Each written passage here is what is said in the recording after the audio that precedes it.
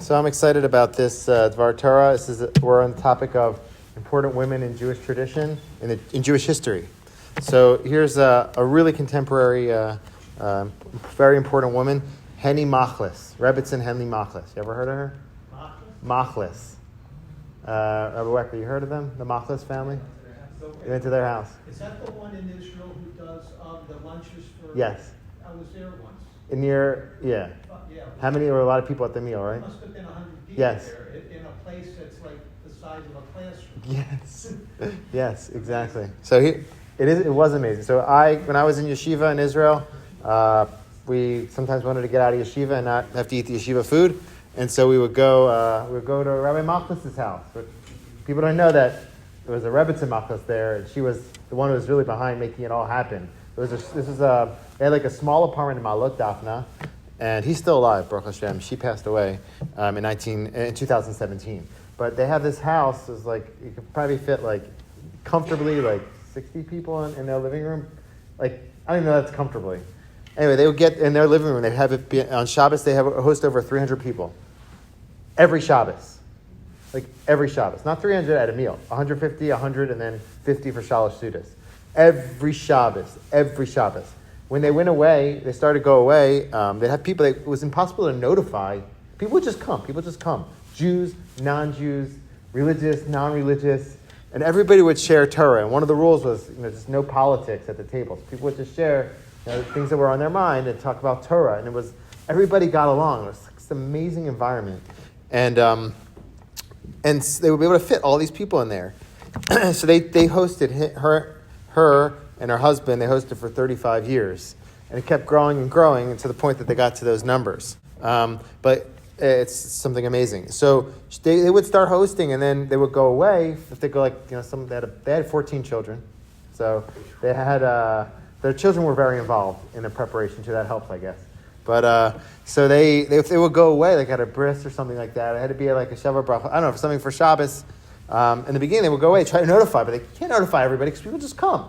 So after a while, she would prepare all the food, and then they have her like a pinch hitter rabbi come and lead the meal, but it was all with her food. So imagine. So how much do you think it costs for them to put together Shabbat like that?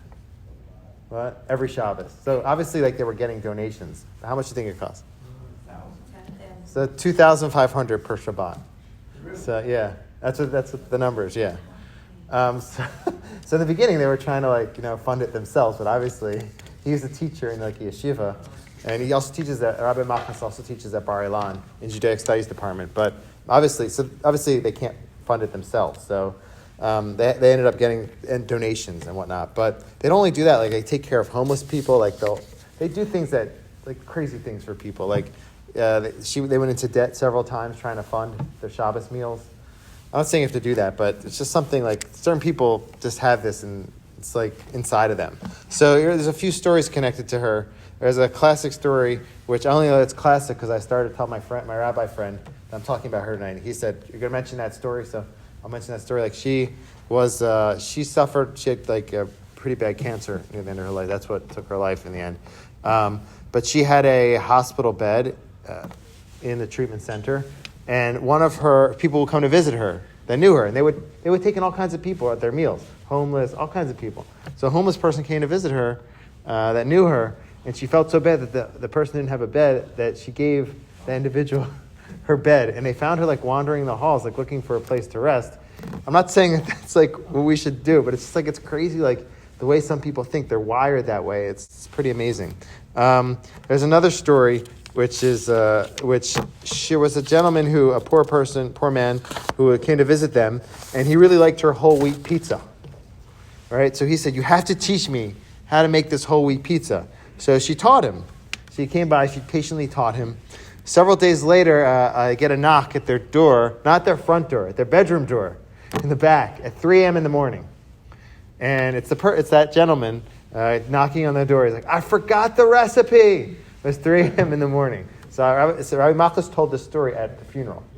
So Rabbi Machlis said, I was like, this has gone too far. We bring in homeless people, but this is too far. And she said, it's to her husband. He told us at the funeral, he said, "Be quiet. It's a test. And she goes, I want to pass the test. And so she stepped outside and she goes, okay, I'll help you. And she explained to him step by step how to make it at 3 a.m. in the morning. Okay, these stories are pretty amazing, but they highlight this idea that like there's people out there. Oftentimes you talk about these women of the Tanakh, these amazing women, Deborah, Sarah, Rivka, all these people, Hannah. But there are people among us who have these amazing traits, and they do amazing things for people.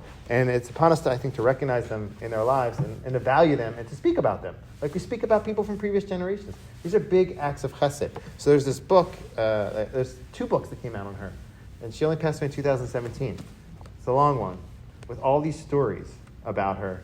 And if you want to pick this up, it's like each page is just like more and more inspiration. So it's Emunah with love and chicken soup.